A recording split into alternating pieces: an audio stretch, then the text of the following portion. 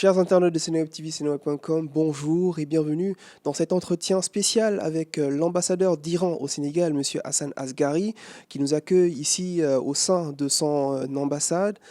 Monsieur l'ambassadeur, Excellence, bonjour et merci pour cet entretien que nous accordez aujourd'hui. Bonjour, ça va bien? Merci beaucoup. Alors, dans une récente interview avec l'un de nos confrères du quotidien Le Soleil, vous invitiez l'État sénégalais à prendre position et à condamner fermement l'attaque israélienne contre votre pays, l'Iran.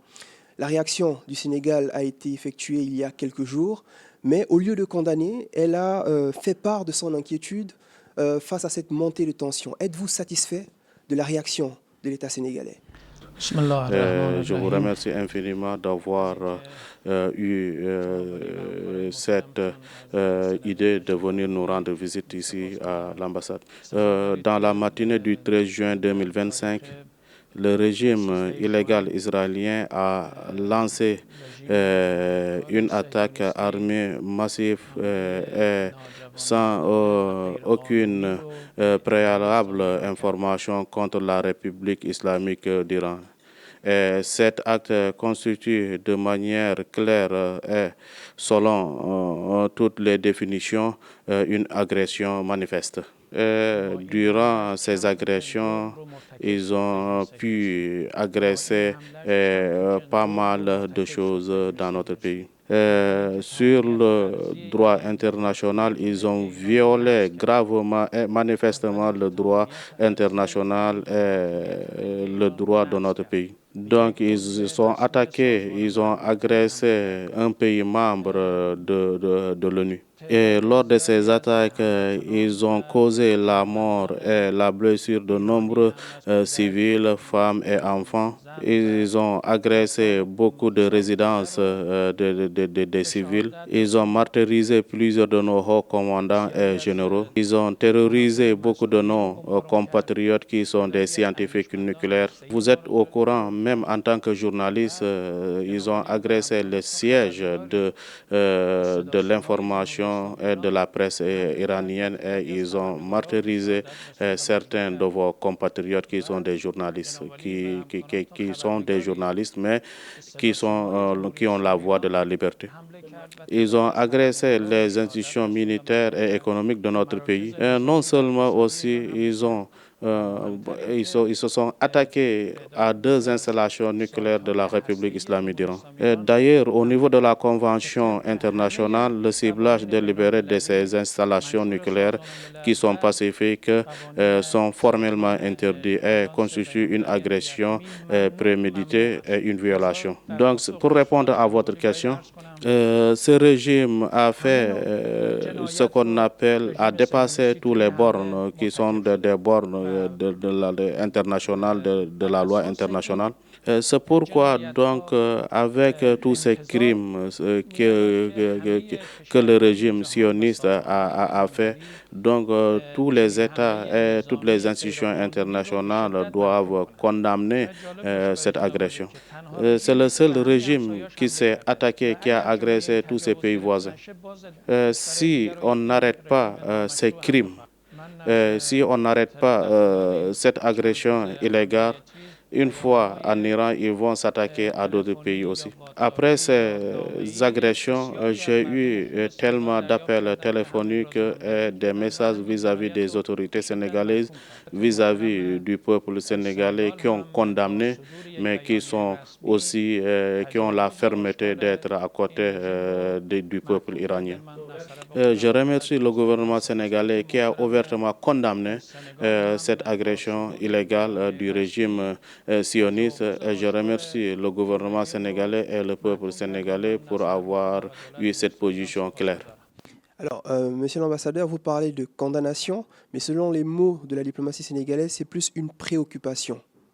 نه در بیانیه Là, c'est pas une préoccupation. Le gouvernement sénégalais lui est contre du fait qu'un État puisse aller agresser ou bien s'attaquer à un autre État souverain. Donc ça montre la position ferme du Sénégal. Donc c'est une condamnation. Mais est-ce qu'il espère une diplomatie beaucoup plus offensive, à l'image de celle de l'Afrique du Sud qui a eu à prendre des mesures très fermes contre l'État israélien, rappel de son ambassadeur du côté d'Israël et même convocation? Est-ce qu'il espère une diplomatie beaucoup plus offensive à l'image de l'Afrique du Sud? Chaque pays a sa vision des choses et chaque pays est indépendant de prendre sa décision. Et on remercie aussi le gouvernement de l'Afrique du Sud pour avoir eu cette vision et cette initiative depuis très longtemps. Donc même, il a même condamné cette agression, mais en même temps aussi, il demande que justice soit faite au niveau de la Cour internationale de la Haye. Donc le Sénégal aussi est indépendant, donc ça dépend des conditions, si les conditions se sont réunies. Donc le Sénégal, le gouvernement sénégalais peut prendre des mesures qui sont de l'actualité ou bien des mesures qui peuvent le permettre de faire ce qu'il peut faire. Mais ce n'est pas à nous de venir dire au gouvernement sénégalais ce qu'il devait faire. Pour ce qui concerne le sujet ou bien la Palestine, le Gaza, cet régime a dépassé toutes les lignes rouges. Donc ça aussi, c'est un point à souligner. Ce régime a commis tellement de crimes qu'on ne peut pas penser, on ne peut pas dénombrer ici. Même Hitler n'a pas fait ce genre de crime. Si on condamnait tous les pays condamnés ou bien de se mettre devant Israël, donc ce qu'il avait fait à Gaza, aujourd'hui il ne va pas vers l'Iran pour agresser la République islamique d'Iran. En tant que journaliste, vous savez, à Gaza, ils ont martyrisé plus de 200 journalistes. Ils ont bombardé plus de 36 hôpitaux et des structures sanitaires. Et je ne peux pas citer certains crimes qu'il a commis en Palestine, à Gaza. Donc l'opinion publique le savait. À voir la démarche iranienne, elle semble motivée par une volonté d'élargir le front diplomatique en la faveur d'Iran et en défaveur d'Israël. Mais face à un État, je reprends le qualificatif de l'ambassadeur, qui a violé les chartes de l'ONU, notamment à travers son agression du 13 juin, mais qui ne reçoit aucune représaille de la part de la communauté internationale, en quoi les voix des États africains, et notamment celle du Sénégal, peut avoir un impact dans cette guerre? ببینید سنگال Vous savez, le Sénégal fait partie des pays membres de l'OCI d'abord, mais en même temps aussi, le Sénégal fait partie des pays membres des pays qui soutiennent la cause palestinienne. Donc le Sénégal peut jouer un grand rôle dans ce conflit. Donc ça aussi, en tant que membre de ces deux structures, donc le Sénégal peut jouer un rôle constructif dans ce conflit. On le voit aussi, le Sénégal joue un rôle primordial, surtout en Afrique de l'Ouest, mais en Afrique aussi. Donc c'est un grand pays. Donc on attend le Sénégal dans ce conflit pour jouer aussi plus de rôle constructif dans ce conflit. On prend un exemple, le Sénégal a joué un rôle très positif entre la CEDEAO et les pays de AHS qui constituent le Mali, le Niger et je pense que le Burkina Faso. Donc le Sénégal a joué un rôle très constructif, très prépondant pour essayer de diminuer le conflit. Donc le conflit russo-ukrainien aussi, le Sénégal a joué un rôle vraiment très important. Donc cela, ça ne se limite pas seulement pour le Sénégal. Nous considérons chaque pays qui peut jouer un rôle positif dans ce conflit. Non seulement le Sénégal joue un rôle très stratégique dans ce conflit, donc on va les accueillir et on ne fait pas la porte pour ça. Donc en un mot, le Sénégal en tant que membre de l'OCI, mais en même temps aussi un pays qui joue un rôle important dans le monde, donc on peut l'accueillir pour venir faire quelque chose dans ce conflit. Mais quel pourrait être l'impact justement de ces voix face à un État qui semble bénéficier d'une immunité internationale, malgré, comme je dis, les attaques qu'ils ont eu à perpétrer, que ce soit en Iran ou à Gaza?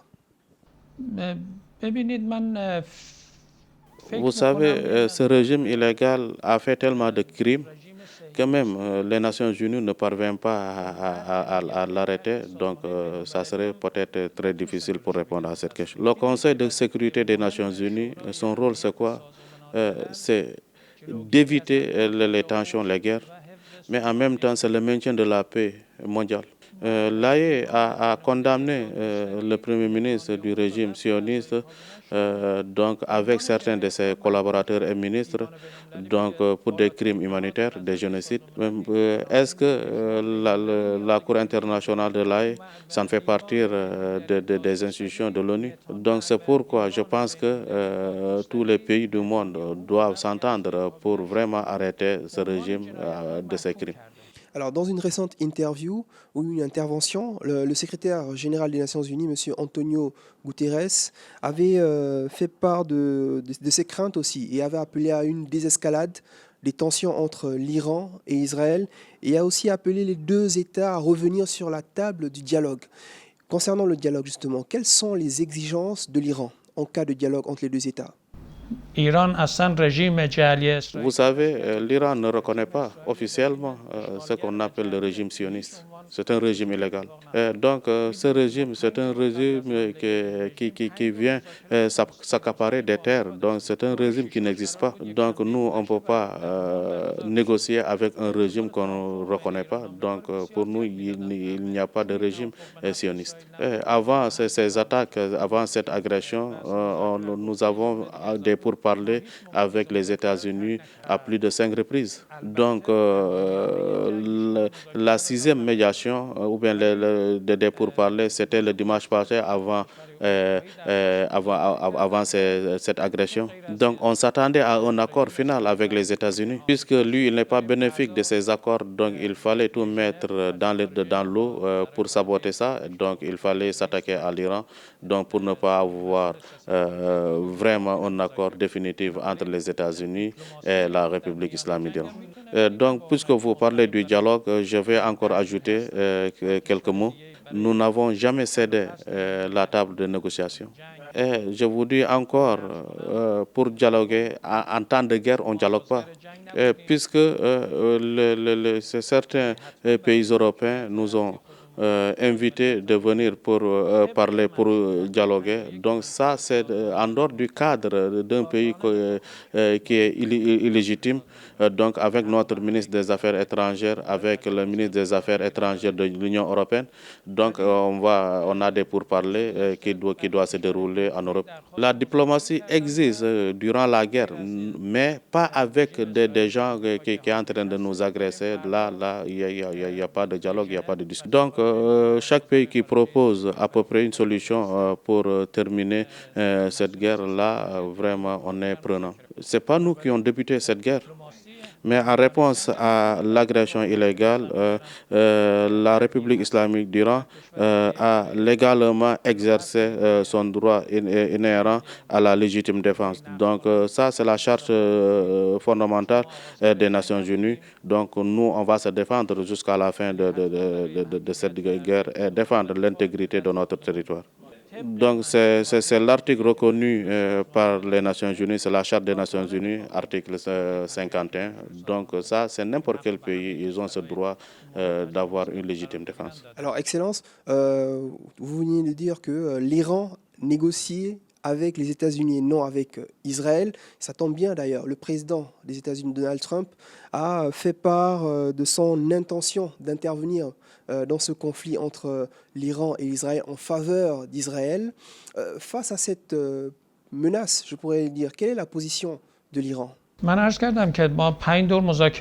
vous ai dit, nous avons discuté, nous avons eu des pourparlers avec les États-Unis à cinq reprises. Et vous savez, les États-Unis, quand on parle des États-Unis, c'est Israël. Donc, les États-Unis peuvent vraiment empêcher cette guerre, cette agression, mais ils n'ont pas eu cette audacité pour empêcher le Premier ministre israélien. Donc, vous voyez, après ces attaques, il y a la France, il y a l'Allemagne qui voulait maintenant proposer des solutions pour vraiment arrêter cette agression. Donc là, pour parler de dialogue, pour parler des accords, donc il fallait tout d'abord Israël arrête cette agression, arrête de s'attaquer à l'Iran. Donc dès qu'ils arrêtent ça, donc là on peut parler de ce qu'on appelle du dialogue. Ils ne s'attendaient pas à cette réponse ferme que l'Iran a commencé à démontrer. Donc c'est pourquoi donc, ils ont vu la force vraiment militaire de l'Iran, la force destructive de la République islamique d'Iran. Donc finalement, ils vont appeler la République islamique d'Iran de venir, de s'asseoir autour de la table pour essayer de voir en commun qu'est-ce qu'ils peuvent trouver comme solution et dépasser cette tension. Et donc je vois dire quelque chose qui va vraiment intéresser les téléspectateurs. Durant ces 2 siècles, l'Iran n'a jamais débuté une guerre avec qui que ce soit. Vous savez, avec l'agression de Saddam Hussein de l'Irak, on a fait 8 ans de guerre. Et nous n'avons jamais débuté cette guerre. C'était Saddam qui est venu s'attaquer à la République islamique d'Iran. Et nous avons, de manière souveraine et indépendante, nous avons défendu l'intégrité de la territoire de la République islamique d'Iran. Et ces Irakiens n'ont pas parvenu à prendre même un centimètre de notre territoire.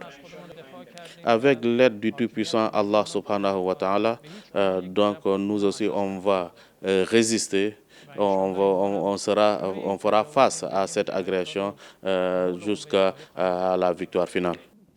L'Iran craint-il une intervention des États-Unis et surtout, est-ce que l'Iran est prêt à faire face à cette éventualité?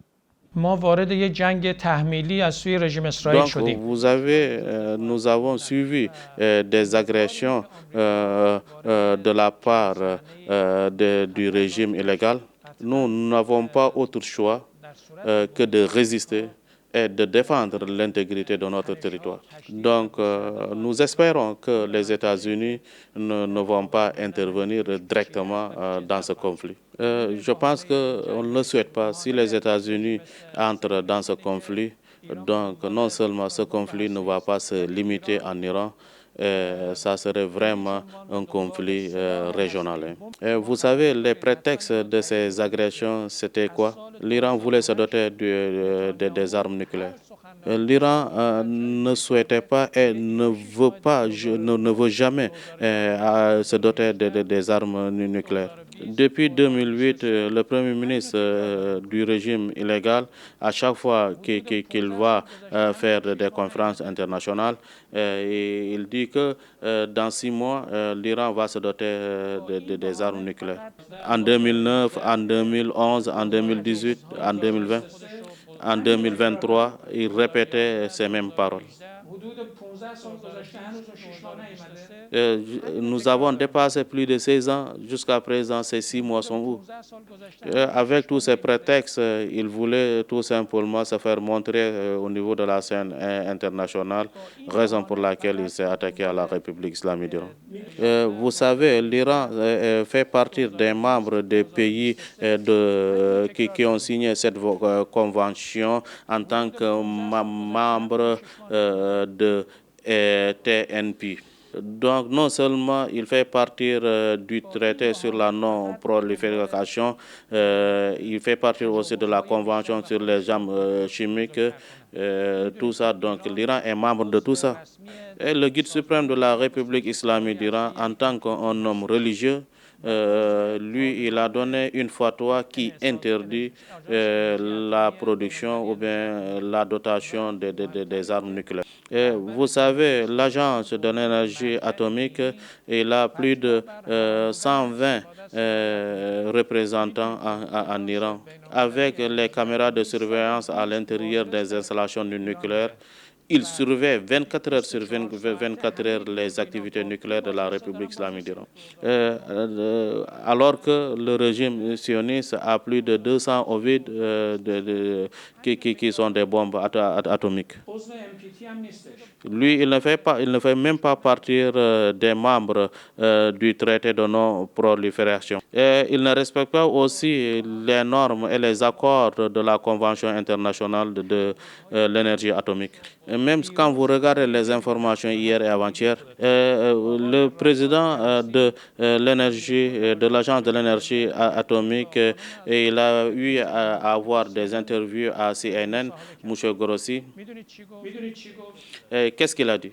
Nous n'avons pas eu de preuves jusqu'à présent que l'Iran est en train de chercher ou bien l'Iran a des bombes nucléaires. En tant qu'un représentant international de l'énergie atomique, lui, quand il affirme l'Iran n'a pas de bombe atomique, je pense que là, vraiment, c'est pas intéressant d'aller s'attaquer à un pays souverain. Mais cela ne nous empêche pas de dénoncer son rapport de la semaine passée qui disait que l'Iran est en train en voie de fabrication de bombes atomiques. Donc, cette déclaration même, on peut dire que cette déclaration en faveur du régime sioniste qui a déclenché ces agressions. Donc, en résumé, pour vous dire ça, c'est des prétextes du Premier ministre israélien, mais non seulement lui, son idée, ce n'est pas les armes nucléaires, c'est d'arrêter ce qu'on appelle le développement scientifique de la République islamique d'Iran, le développement dans tous les domaines du peuple iranien, mais en même temps d'empêcher la liberté et la convenance de ce pays. Alors, Excellence, dans votre mission diplomatique au Sénégal, est-ce que vous avez envisagé des discussions afin de mieux faire comprendre la position iranienne dans ce conflit, notamment auprès des autorités religieuses et des intellectuels, ou pourquoi pas aussi au niveau des universités aussi? حتما این وظیفه Bien sûr, من vraiment, تا nous sommes disponibles et c'est ce que nous sommes en train de faire. Nous avons eu à accueillir pas mal de journalistes. Et nous avons eu à rencontrer même les autorités étatiques du Sénégal pour les expliquer la position pacifique du Sénégal, de la République islamique d'Iran, que l'Iran est un pays de paix, mais l'Iran est un pays qui ne cherche pas des bombes atomiques. Donc, avec notre religion, ne nous permet pas de se doter de la bombe nucléaire. Donc, tout ça, on est en train de faire et c'est une bonne idée aussi. Au niveau des universités aussi, si on nous invite aussi, là aussi, on est partie prenante. Donc, on peut aller dans les universités pour rencontrer nos chers étudiants, pour les expliquer exactement la réalité, mais la position de la République islamique d'Iran dans ce conflit. Alors, Excellence, dernière question. Alors, à en croire les médias occidentaux, l'Iran est toujours présenté comme un non-modèle de la défense des droits de l'homme. On parle notamment des droits des femmes bafoués, en tout cas, de manière générale, les droits de l'homme bafoués.